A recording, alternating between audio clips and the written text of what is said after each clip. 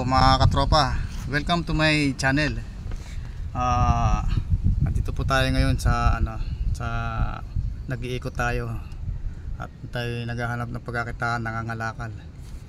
Meron kasing nagtatanong bakit daw ako gumawa ng kanta na tungkol sa mga ngalakal. At ang tanong ay bakit ako ba ay isang mga ngalakal? Opo, mga ngalakal po tayo.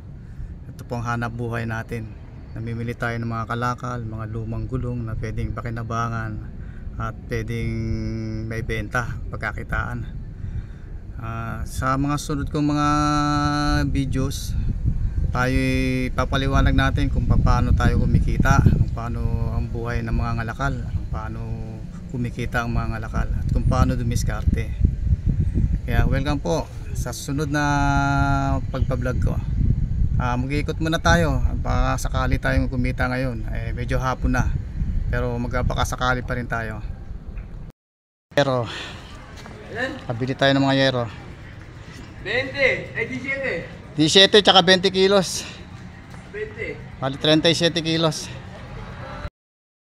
Nakabili ako ng mga yero 37 kilos sa 5 piso, 185 binayaran. Dadali na natin to ng junk shop para makita natin paano kinita natin. Bili na natin yung nabili natin.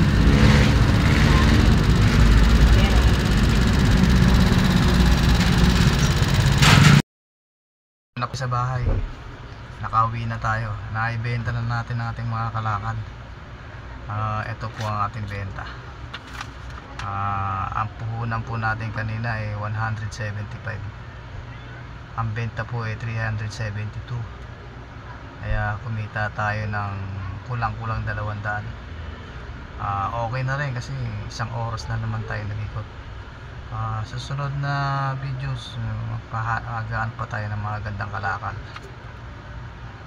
Huwag nyo na pong kalimutan i-subscribe ang ating mga videos.